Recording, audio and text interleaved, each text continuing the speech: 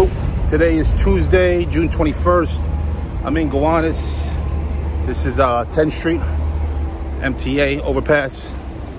It's one of the last times I will be going to 173 9th Street in regards to this transaction. If anything happens in the future, you never know with a new buyer. We're heading there now to pick up some books. The owner left me some old classic books that her sister loved, so she wanted to give them to me as a gift. Also, I'm picking up all the keys because this Friday we have the close. So the owner, or new owner, will want all the keys, which I'm perfectly okay with. But again, in this video, you might see me cry. You might see some tears in my eyes. I'm an ugly crier, so you've been warned. It's an emotional transaction. It's not going to be easy, but it's the end of a chapter and the start of a new one. So welcome to Gowanus. Look at that. See you soon. So I wasn't expecting to do this part of the video, but I just walked into this house. In my very first video, there was furniture here. There was lights on. It had its own noise, this building. I come in today, literally for my last physical time, at least until the buyer does renovations, and it's quiet. It's like the building is asleep.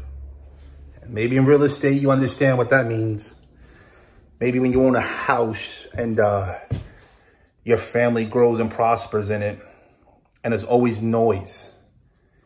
This house has been on this ground since 1890s. The family's owned the property, the dirt, the actual dirt, since 1850s. And today, I walked in, and outside of this lovely mirror, everything is empty. Empty, just empty. Empty behind me. There was a TV here at one point. I don't want to go to the other floors upstairs because it's going to break my heart. It's, you know, this is where real estate gets weird, because on one side, you're like, whoa, this guy's making money. On the other side, there's a lot of memories here. A lot. So some of the furniture that remained, this mirror, sold to the owner, the new owner. As we walk around, as the current owner is taking this over the weekend. This couch will stay because she will sleep here for a night. And then the last owner left me these books right here. And I'm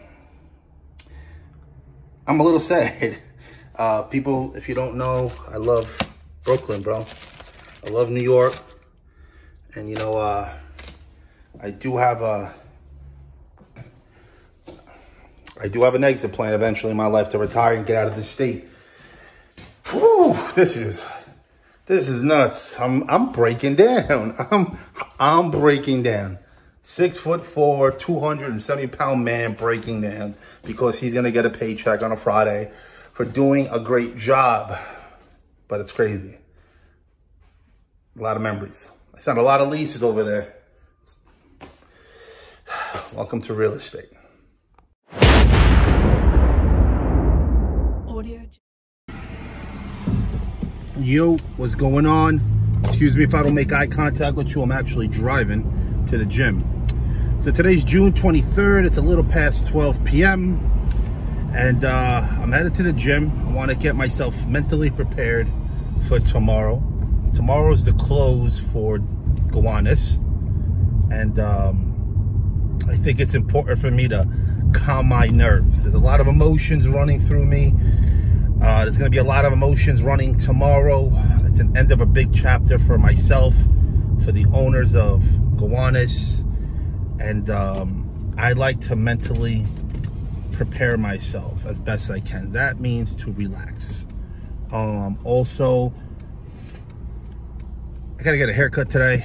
So I got to go to the gym early, come back, shower, get a haircut so I look good tomorrow. than come back and shower and hang out with my dog. My dog makes me happy, so I look forward to hanging out with him for a bit. But while I'm driving to the gym, let me give you an update on Dyker Heights. Okay, surprise, surprise. We listed at 2.1 million.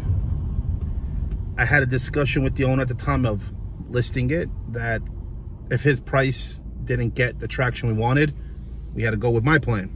My plan was to be under $2 million and attract any fish that bite the bait. So after 3 weeks of marketing the house to open houses and so forth, I got very little traction. It was priced a little high. In a stronger market with interest rates a little bit lower, it probably would have been a quick grab for anybody, but it's okay. We had a contingency plan, and when you want to deliver a result, you got to sometimes change your tactics. So after 3 weeks on the internet, looking at numbers, looking at facts, I sat with the owner on a Thursday and I said, listen, got to drop the price at least 200,000, get ourselves under the $2 million mark and not look desperate. And that's exactly what we did. He was like, Gil, we're going to drop the price, get me an offer. I go home, I drop the price on the internet, and within 4 hours I get a text from an old agent that had seen the property with her client that she wants to see it again. I said, okay. As you know, in the last episode, that agent came in a total of 3 times with her clients. More and more family came. At my last open house, which was over a week ago, I sat with the agent on my phone line. I said, listen, just get me an offer and we'll go from there. Simple as that. Literally just said, just get me an offer and we'll go from there. This woman is very professional. She understood. She delivered me a formal result and a formal offer. She sent me the paperwork that night.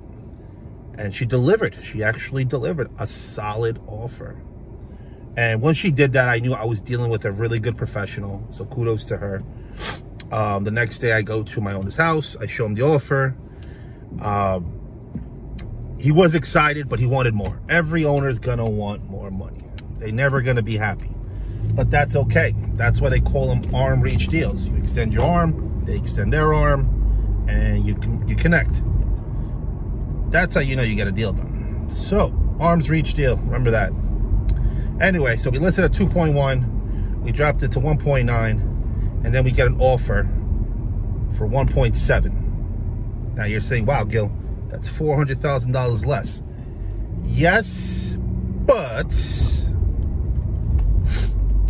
the average house in the neighborhood up to last year that matches the parameters of this home sold for 1.3 to 1.4. And in today's market, those same types of homes are listed at 1.6 and are closing somewhere between 1.5 to 1.6. So not only did we get an offer that exceeds that, here's the funny story. After accepting the offer of 1.7, I had a discussion with the owner in regards to a piano on the second floor. I said, hey, what are we gonna do with that piano? It's too heavy to bring it down the stairs. It's too big. We're not gonna remove a window and get a crane in there. That's silly. That's just completely a waste of money. If you can't get rid of it, we're gonna destroy this 100-year-old piano. Now, this piano has its own story. We'll go back to it later on. So I said, I'll reach out to the agent representing the buyers and see if they want the piano. So I reach out to her and I said, yo, do your clients want the piano on the second floor? And I sent her a photo of the piano. She's like, oh my God, that's a really nice piano. I'll ask. I said, okay. How much? Throw me an offer.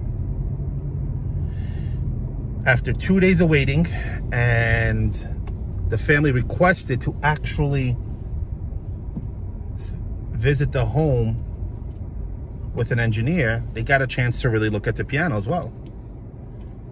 And after the showing with the engineer, she emails me a brand new offer for more money. Crazy world.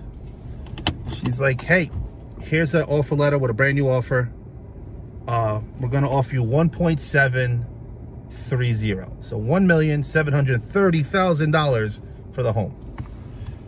I was literally looking at my phone and drinking iced tea, having dinner with my mother across the table, and I almost spit my iced tea across the table. You would think I'm kidding, but that's literally, I usually eat dinner with my iPad to my left and my phone to my right, because most of my business happens in the evenings. It's weird, it just happens, so I'm always prepared. And I said, holy shit. Yeah, I cursed. I just got an offer that elevates the neighborhood. So the next day I called my owner. I said, hey, listen, we basically sold your piano. He says, how much? I said, $30,000. He almost had a heart attack. And that sounds funny and ironic because he almost did have one a couple of weeks ago because he works like an animal. And he was getting a physical done with the doctor to check his heart at the time I'm telling this. He's like, are you serious? I said, yeah. They sent me a new offer. I need to pass by your house tonight, and so we could sign it. I could send it to the lawyers. So he's like, yeah, sure. So I sat with him last night at like 8 o'clock. He signs it. He was ecstatic. But here's the funny part. He was like, you think we could have got more for the piano? I said, of course we could have gotten more for the piano. But I don't sell pianos for a living. You give me something to sell, I will price it and I will sell it. My job's to get rid of it and give you a profit of some degree. But if you're asking me to study pianos for the next 24 hours so I know what the hell I'm selling, it's not gonna happen. That's a whole separate job. So kudos to the other agent. Like I said, it's my very first time working with her. She's a Brooklyn girl as well, which is dope. She knows her P's and Q's. She's been doing it a few years longer than me, which is, again, pat on the back for that.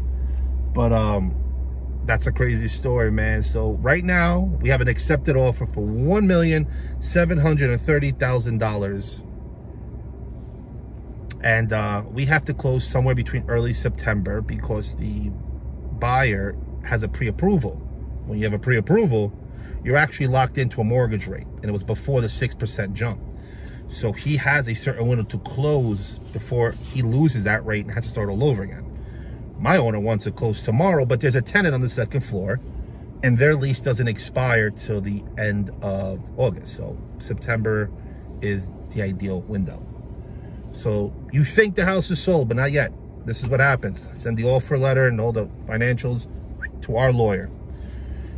Our lawyer connects with their lawyer, and they're going to play tennis back and forth with what's called the contract. All the legal parameters. Most of it is pretty standard. It's all standard legal terms.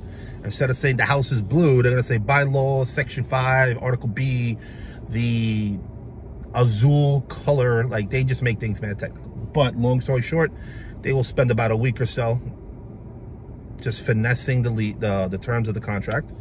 Then they're going to get the buyer to sign the contract, which means he will now put a 10% deposit, which is $173,000 down in escrow. And if he ever pulls out of that deal, my client has the right to keep that money. But we're not going to go that bridge because they want to buy the house. He's still going to put the 10% down at contract. And at contract, we're going to know when we should be closing because we're all going to agree on the price. And the buyer's going to do due diligence. They're going to send an architect, engineer, an appraiser. The bank's going to have to send an appraiser. The appraisers are fun because they represent the goodness of the bank. So he's only financing $1 million, which is small money in New York City. 20 years ago, $1 million was like you were set for life. But $1 million now you can spend in like 3 hours. So the bank will send an appraiser to validate that the house is worth that $1 million. Because if the buyer defaults on any payments in the future, they're going to take the house as ownership, and they're going to want to be able to sell it for at least the value of that mortgage, $1 million roughly. That's awesome because all houses have sold for $1.5 million, $1.6 million. So that's an easy appraisal. He's just going to walk in there, touch a few walls, flick a few switches. 48 hours later, we're going to get a report that's clear, and then we'll go from there. But again, we got an accepted offer, which is great. Tomorrow's closed for Gowanus. And I got to start now looking for $4 million properties for my owners at Dyker Heights, because the money they make from this house, they're going to throw into an investment property. So this year is going to be good because they're also on the clock. Once they close, they have 90 days to use that money. So they're going to be on the clock. So it's a fun game. Bear with me. Check out the hat. Namaste. You know the brand. It's my small business. Support small businesses wherever you are in the world. All 10 of you. Support small businesses and wish me luck. As always, fingers crossed. Get yourselves mentally healthy. Gotta head to the gym right now. A lot of people look at me like, who's he talking to? In my car. But anyway, talk to you later. Bye. Yo, still Thursday. It's about 4 p.m. in the afternoon. I got home from the gym. I took a nice shower, long deserved. It's hot. I got my Ninja Turtle shirt on. I'm about to head to my barber right now. This is the day in the life of a real estate agent. I gotta look pretty for tomorrow. It's like my prom night, prom day rather. But hopefully my barber lets me shoot content and he's not mad at me for going to another barber last week. But we about to find out. Yo, so I'm done with my haircut. I did not show any of the inside because there were a lot of parents with their kids and I don't think they would have wanted to be recorded. So I didn't waste my time with that. But I got a haircut. I'm all set for tomorrow. Got in a workout. Gotta stay hydrated. But this is just another day in the life of a realtor where behind the scenes we do a lot more, and sometimes we gotta spoil ourselves. I mean, that just goes for anybody in any occupation. You gotta make time for yourself. And I try to have as much peace of mind as I possibly can before the grand finales. And I might do a outfit check as to what I'm gonna wear tomorrow. I have no idea yet. I have some options in my mind, but these are the days of our lives. Hopefully I look appropriate and professional, because after the closing I have to go to my old brokerage, which hopefully I can catch some footage of, and drop off money and paperwork. So the deal's done, and then by next week I get paid, and we're all good. We're all good. But anyway, talk to you soon. Bye.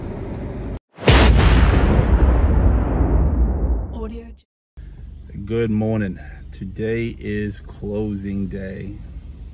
Closing time. It is 9:42 in the morning. I'm in Bay Ridge, where the lawyer's office is, and I have a lot of gray hairs. I think it's time to color this beard. Yeah, sometimes I color my beard, but I don't know, I kind of like it. Anyway, closing's at 11 a.m. I'm here an hour and 15 minutes early, because the golden rule when driving is to get there early and find parking. Luckily, I found street parking about a block and a half away. I'd rather walk than pay. So it's a beautiful day out. I decided on a polka dot shirt, light blue denim jeans, cropped up, and white loafers. We'll take a photo in a bit, but my nerves are like this, my tummy is like this, and it doesn't help that I'm drinking an energy drink for my breakfast. People be like, if you drink coffee in the morning, don't judge me on that, because it's literally like the same thing. And I'm not going to the gym today, so that's fine. But overall, haircut look good. Got my little broken beard comb, but whew, here we go. Here we go. It's been 6 months for this little journey. Time flies.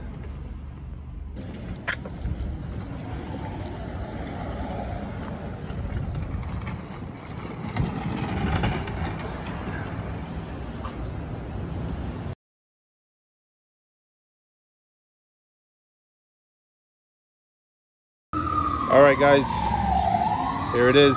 Checks in here, deals in here. I'm in Park Slope, about to drop off the paperwork, and this chapter's done, so wish me luck. All right, all done. As you can see, I'm leaving the building. I normally would process my own paperwork, but I'm no longer in the database because I'm no longer associated with the brokerage. So I trust the office manager will do the right thing, get me paid next week. In the meantime, talk to you soon, and watch the gift reveal from the other day. Bye. All right, so I'm home. Got my Ninja Turtle t-shirt on, literally in my garage. And I wanted to share with you some of the things that Nancy, before passing, left in the house, and then her sister Loretta gave to me in this last couple of days. I've yet to see it, so I want to share with you. I just spread it out on the table, and we're going to go from there. So let's go. All right, so the first one's called An Architectural Guide of Brooklyn. Not an old book, but still worth a read, so I got you on that, peoples. Next is New York Past and Present. This book looks a lot more decayed. We're looking at somewhere in the late 60s, I suppose. But definitely, again, gonna read. So, boom. This book was kind of interesting because it's stuff in it, so we got cutouts of Greenwood Cemetery, so I guess she had a fascination with Greenwood in Brooklyn, so we're gonna have to peep that. But again, pretty cool stuff here. Old vintage post pictures, some of the best books. Random napkin, God knows what that was for, but let's get that out of here. But definitely cool. I like stuff like this. These are kind of cool. Let's see what they're about. So the first one is from M.J. Pollock. That name sounds familiar. It's Flatbush Ave and DeKalb Ave. So I might want to get this framed just because of its nostalgicness. So that's kind of cool. This photo is kind of cool too, if you can see it. And this is another M.J. Pollock. 363 Fulton Street was the office. This is the corner of Dean Street and 4th Avenue, which actually isn't too far from the property, so kudos to that. I will definitely frame those. And this is kind of cool. Check this out. This is from Sunday, November 15, 1964, and it's the Verrazano. If you read this, it says a string of pearl lights draped long, graceful lines of Verrazano Bridge. The lights turn. Oh, Verrazano Bridge. Lights turning on for the first time. And what is this? Mets split, Yankees win. What is that? Hold on. Is she giving me the middle finger? No shit. Check this out. Moon Day. No. Oh. What?